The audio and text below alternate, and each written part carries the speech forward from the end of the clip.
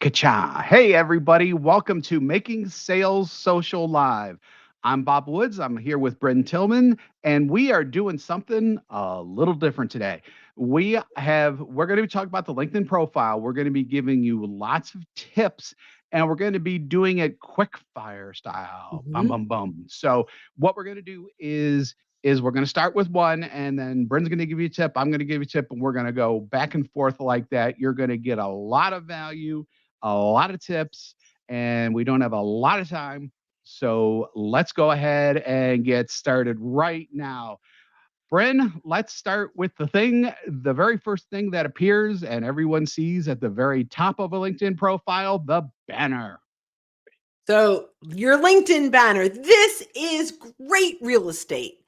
This is the opportunity to get your message across, both when people get to your profile or even if they're looking at content that you shared, your banner is going to show up. Now, it does not have to be static. You can use this to talk about events that are coming up, new product launches. If you're going to be going to a trade show and you want people to know, this banner you can use over and over and over again in lots of different ways. Quick tip, go to canva.com and look up LinkedIn banner. It will give you the template and you can play around with that banner and use it in many different ways. Okay, Bob, banner, go. Boom. So, one thing that I've been seeing in terms of the style of banners has been more minimal nowadays. Once upon a time, people tried to cram everything they could into the banner because the headlines are now 220 characters in spaces instead of 110. You could talk about more about how you help people in the headline than you do in the banner. So the banners I've been seeing lately have been much more minimal, fewer graphics, fewer words. Definitely put your logo in there and things like that. But you can have a lot more fun with the actual design of it. Canva does have some really great simple banners in there as well that you can draw inspiration from. Go there, make the banner, put it up, and like Bryn said, it's dynamic. So the next section we're going to do is the cover story or profile video, whatever you have. LinkedIn is playing word games again with its stuff. So, cover story and profile video, those are both the videos that you have when you click on your face up there up top. Bryn, go with your tip. LinkedIn cover story or video profile well, let's start. I'm going to say Whatever. that again because they have too many words for the same thing. Yes. So LinkedIn cover story or profile video, same thing. Lots of people have different ways of the way that it's on there. I can't get my words out today. Take Too quick three. fire. So LinkedIn cover story or profile video, same thing, different words. It is the video that lives behind your headshot. If you go to someone's profile, you may see 3 seconds of a video. If you click on that, you get to watch up to 30 seconds of a video that they've created. How do you use this? This is a wonderful way to welcome people to your profile. It's a great way for them to get to know you, to connect with you, to resonate. Make sure you've got some kind of call to action. It could be anything from check my featured section for content, or here's a link to schedule a call with me, or here's a link to download a report.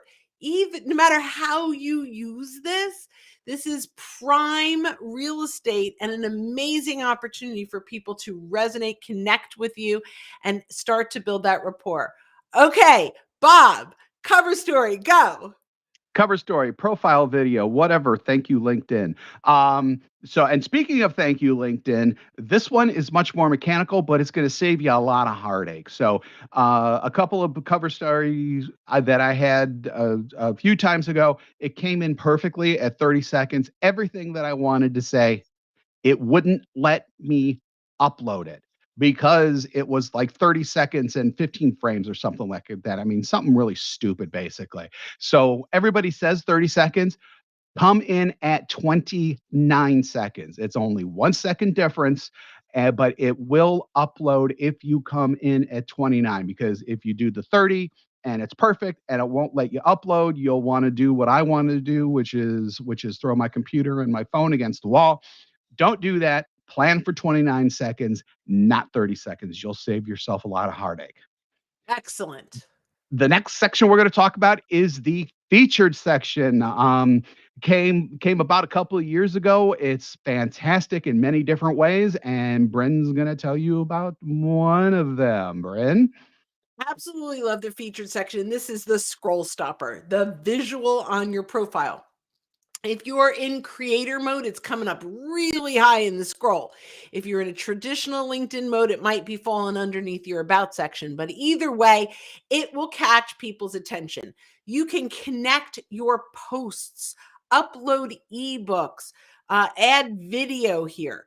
This is a wonderful opportunity to showcase a few of your content pieces that can help people really see you as a resource. This is an opportunity to bring in great value in this featured section. One warning, do not pitch here. That's not what this is for. This is really for earning the right for them to want to talk to you. And the way we do that is by making sure that everything we share is of value. Okay, Bob, featured section, go. I'm going to expand on that a little bit. So, featured section. Any content that you put in there, obviously, as everything Bryn said, should be educational and of value. Make sure that it leads to your solution and not with your solution. If it's with your solution, it's going to look like a sales piece. If it looks like a sales piece, guess what? They gone bye bye.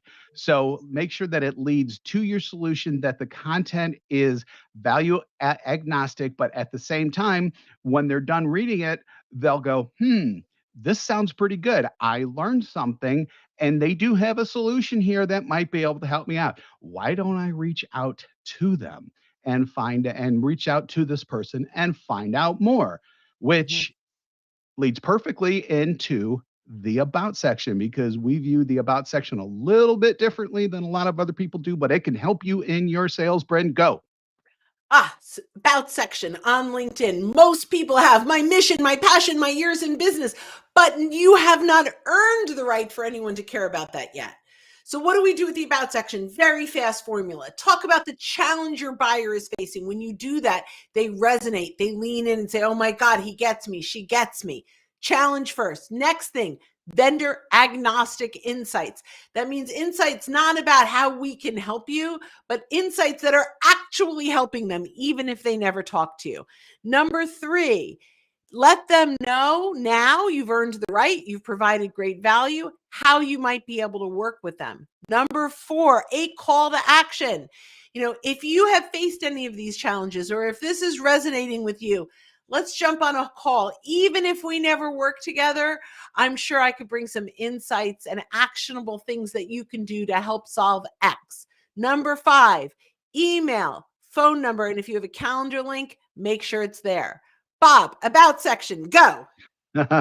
So that's everything about the about the about section. But the thing is, I want to talk about that specific contact info section, because it is huge, especially if they're not a first degree connection. When they come to you, when they click on your contact info link, if they even know that the contact info link is there, you'd be shocked at how many people don't even know what's there.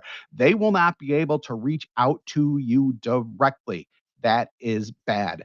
That is why we want to have the contact info in there, so that anyone coming to your profile, no matter what, if they're connected to you or if it's their first freaking time on LinkedIn, you want them to be able to reach out to you based on the strength of your profile. And with all these tips, trust me, you are going to have people wanting to reach out to you. By having that information in your about section, you're taking away a significant barrier for them to get in contact with you.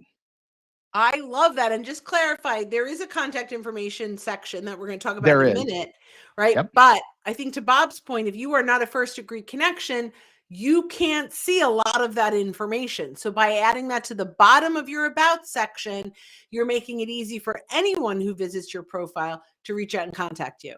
So is that our next one? No, our next one, something? Let's switch up the order. This is so quick fire. We're going to switch up Quick the order here. fire. Let's go to contact info next. Bryn. Contact information is absolutely critical. Couple of things. Make sure you have your professional email there, not your fatcat37 at yahoo.com. This is the opportunity where people will reach out to you directly. You don't want your first professional engagement to be on your personal email. Plus, often we miss our personal emails. Make sure that contact information, your primary email, is your professional email. Number two, make sure there is a phone number where they can contact you. On the mobile, it's a click to dial. So get it in there. They can easily connect with you. There are also websites that you can link to. Your birth date there, which used to be more valuable than it might be today, but As we recently discovered, yeah. the notification piece on birthdays is dying out a little bit, but you can add your Twitter here. This contact information is absolutely vital because we want to make it easy for our connections to contact us. Bob, contact information, go. So again, I'm going to get a little specific here because Bryn gave great highlights about everything. When it comes to the URLs that you provide, so in other words, the websites that you want people to click on to find out more about you when they click in the contact us section. So you can provide up to 3 websites that go outside of LinkedIn that will hopefully inform them more about you and whatever else you want to put in there. So generally they being LinkedIn has like pre-formatted fields in there. So like personal, company, and that type of thing. If you choose other, there's a text box that comes up. You can customize whatever text that you want to have Mhm. in there. So like in mine, for example, I could have just put company website for the socialsaleslink.com website.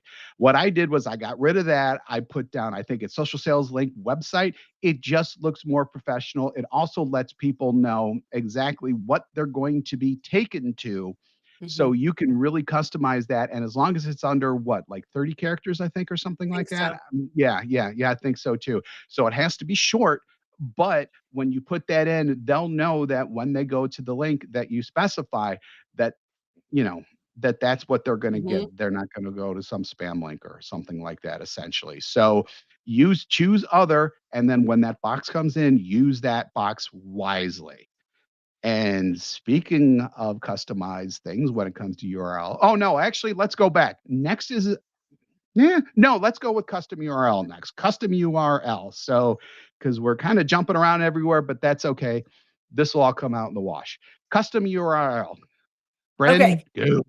We all have a custom URL. We all have a URL. If you click on your profile and you look at the top, it'll say linkedin.com/in/ some version of your name and symbols if you have not customized this. You can customize this when you are on your LinkedIn profile. This is an absolutely great opportunity to go in and customize this URL. If you click on, there's a couple places to do this, but if you click on contact information and then your pencil, and then you go to that profile URL, it's a hyperlink. It's going to take you to your public profile settings. There's also a link on your profile with public settings that you could click in directly. When you look down on the right-hand side, you are going to see a little pencil next to that URL. And if your name, just retype your name. If your name is available, you can save it. And now mine is linkedin.com/in/Bryn Tillman. It will help in search engine optimization and other things. If you have a common name, you can add a dash in it or potentially add a number at the end, whatever that is, but try to grab your name. Bob, Right, yeah. custom URL, go. Yeah, so, 2 things. Number 1, that number if that currently appears at the end of your URL, if you haven't customized it yet, we lovingly call it the LinkedIn prison number. just so that you know. Second, I did want to expand just a little bit on the actual name that you select, because it's just like a social network where if you go in and you just want to use your name, if someone else has it, then you can't have it.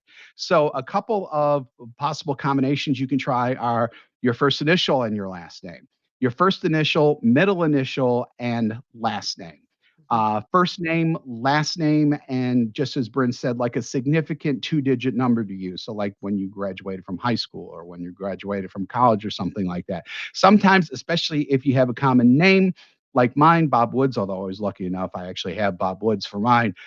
You may need to get a little creative there, but just kind of think of it like that you're registering your name for a social network, except that this is professional. So you don't want to go with Bryn brought up an email earlier about, fatboy21 at yahoo.com. You don't want to go with fatboy21, but make sure that it's a part of your name and that, it looks good, it looks professional. And once you register it, it's yours forever, just like a social network. So the next thing Awesome. we're going to talk about is experience, the experience section. We have a lot of experience with the experience section. So, Bryn, go ahead. Couple quick things with the experience section, where most people think of experience section as kind of like my resume. If you are in a business development role, think of this more about your story and how you help people. Connect as a human being. They don't care if you hit President's Club 3 years in a row, if you're 150% of goal, if you're in sales, right? What do they care about? They care about you as a person, because this is who they're getting to know, and they care about how you can help them. Quick tip: the title is search engine optimized, right? So your title will help you come up in search. There are lots of ways to leverage this. You don't necessarily just want CEO, president, owner, sales rep in that title. You want some key words in that title. And the last thing, you can actually take advantage of LinkedIn's threaded together experience sections, where normally it would say, you were a teller and then a branch manager and then a commercial lender if you were a banker, and it threads together. You can take advantage of that real estate and either highlight, instead of the jobs you had, the people you serve or the deliverables or the solutions that you offer. And that gives you more search engine credibility. So you would have the solution instead of a title, and you could thread together all of your deliverables, and it will really help, not only in people understanding how you help and what you do, but help in that search engine optimization. Bob, experience, go. So so you hear all this stuff about your current experience and you're like, "Yeah, that sounds good, but I've got like 5 other jobs that I've had before, some of which may not make sense when it comes to your current job." Well, it may or may not. It depends on your situation. So in the description for those, try to think of ways of what I call spinning up what you did before and how it helps you help customers and prospects and things like that today. So that could work in a lot of different ways. If you're in sales now, but you were but you worked as a host at a restaurant, something like that back in the day. Some of those skills that you learned back then are helping you now. Like me, for example, I was in journalism once upon a time. How the heck does that have to do with sales and marketing and training and everything like that? It's actually a lot. And I've spun all of that up in my profile to how it helps people today. So it's not necessarily you worrying about, oh my God, this looks weird. If you spin it up to show how it works, how that's helping you today, that's a perfect way to make everything kind of spin up to the person that you are today. And your previous experience obviously makes up who you are today when it comes to your personal life and your professional life as well. So if you use that wisely, you can really make that shine for you. So the Nice. next section, oh my God, I've lost my spot. Oh, here it is, skills, the skills section within the profile. And we have all kinds of skills here. So go ahead, Brent.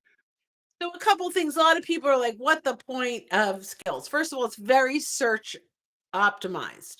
Number two, every once in a while, and LinkedIn goes through its moods, you may get to somebody's profile and it'll say, is Bob Woods good at marketing? Right. And that's, those questions are pulled from your skills. They've used it in many different ways. It's also, if people scroll down and they see you've got lots of endorsements on a skill, even though they might be random endorsements, it's still a pretty good look. So think about all the keywords that you would want to be found for based on your abilities, your offers, all that stuff, and max out your 50 skills. Bob, skills, go.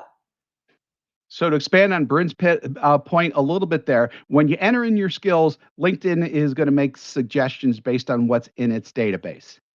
Guess what? You don't have to use those. So there are a lot of other areas in LinkedIn where you have to choose what they provide you. This is one of the areas where you can type in whatever it is you want in there essentially. So with that, if you have like a lot of experience in a particular area of sales, you can put that in. This is especially important when it comes to the types of things and types of products that you have that may not necessarily be in that section. Mhm. So one of our current clients, and I forget what this stands for, but they do a lot with ITAD. It has to do with internet security and telecommunications and things like that. Guess what? That ain't in there. But you could put that in there, and because that's actually searchable as well, it comes up in search engine results. You have a better chance for those kind of esoteric things to come up even though it's not in LinkedIn's database. So don't be afraid to put in your own words in there rather than depend on just what's in LinkedIn's in terms of that drop down there. Love that. I absolutely love that. And I think it's Next. IT asset disposition. Yes, IT say that 3 asset times fast. disposition. Yeah. Awesome. But it's important. It's hugely important. For We're just them, making fun of that's what them. they do. Not yeah, it's Right. very important for companies that need that. Next, certifications. That's a section that not a lot of people use, much less know about. Bryn. Yeah. So this is a great opportunity to share with your network all the things that you're working on. And when people see that you're consistently getting certified in things, whether it's through LinkedIn, LinkedIn Learning, our clients, when they get certified, they can add us to their certifications. If you go out and get a certification, let's say you're a healthcare provider and you get your, a certification on defibrillators, add it, right? It gives you credibility. You worked for it, add it to your profile. Yeah, so Bob, it's certifications essentially go. here we go. Vroom, vroom. So it's essentially social proof of your experience and skills because a lot of times you can link depending on whether the provider of the certification gives you a link to something that proves who you are. If they do, definitely put that in there so that they can hit that link and then they could see that you actually earn that. So it's social proof that you have the experience, that you have the skills that this certification brought to you. And we're going to end up with something that's actually very important. A lot of people don't think it's important, but it is very important. Recommendations. Bryn. Okay. I absolutely love recommendations on LinkedIn. Lots of reasons. Quick fire. Number one, it shows your proof.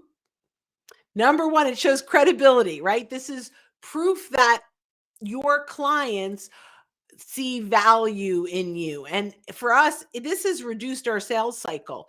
People, our clients, our prospects will say, this sounds great. We can't wait to work with you. I'd love to talk with a couple of other sales leadership teams that have succeeded. So before we invest in you, we know that you're good. And I'll say, hey, go look at my recommendations. If there's anyone in there you want to have a conversation with, let me know and I'll set it up. And they see 100 of them and they read through them and they can click through to the people and they go, wow, if she can help this many people and this is what they're saying, I don't need to talk to them. This is great. Bonus recommendations. If you recommend your client I'm going to say this again. If you recommend your client on LinkedIn, so I reach out and I go, Steve Farber, I am thrilled that we were able to help you grow your business, connect with more human resource people, that through our LinkedIn training and coaching, you were able to get into great companies to help them build their culture, right? I send that out. Steve says, oh, wow, she thinks I'm awesome. Remember, he's my client. He's paying me. I post that out there. I am now on his profile saying how much I love working with him, and in a sense, how much I'm grateful that we were able to help him grow his business. I am now able to advertise that on his profile. So I make him feel good. And when someone looks at his recommendations, I'm getting sort of that shout out about how we worked with him. Bob, recommendations, go. So I'm going to build on that a little bit because that was going to be mine, but that's okay because I do have another one too. So relating to that though, and this is where things get a little softer, but it's still very important in that, when you're doing that for Steven, you're actually strengthening your relationship with him further as well. So one of the things that we talk about during our normal trainings is nurturing connections, and nurturing probably isn't the best description to do here, but just continue to build on that relationship.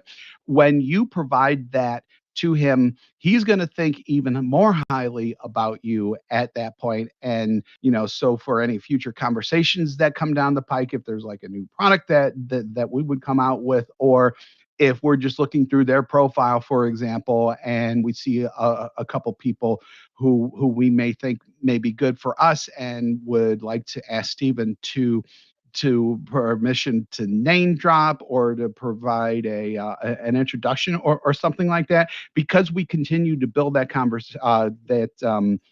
that relationship, and because we provided them a recommendation, it strengthens that even more because Love you that. were willing to go out there and actually kind of put your neck on the line a little bit for him. And even though there's all the positive stuff that Bryn just mentioned, at the same time, we are, we're like the old mafia or whatever you want to say. Basically, I vouch for him. So, you're vouching for this person, and you should, if you feel like that, don't vouch for people who you don't want to Be vouch for. authentic. Otherwise, you'll get yeah, be authentic. And great way to build relationships as well. Wow, this was fun. Longer than I thought, but for Oh yeah, rapid yeah, fire, it's yeah. our I thought so longest too. live. I feel like that I've run many 400-yard sprints, but it's all been good. It's It all was a been lot of very fun, good. Bob, and I love your mafia. I'm gonna use that. I love that. All right. All This was right, great. sounds good. Let's close this out. We're gonna close this out. Thanks everyone for joining us. We appreciate it. We do these every week, the Making Sales Social Lives. We also have Making Sales Social, our interview series, where we interview people from all walks of life in terms of sales and marketing and all that other fun types of stuff, all with the goal of helping you build your business. If you're interested in finding out more, go to socialsaleslink.com/podcast. We're also on all of the major podcast platforms. If you're not a subscriber already, smash that button, as the kids say, and feel free to leave us a review as well. So for Bryn, I'm Bob Woods, and when you're out and about, make sure that you're making your sales Social.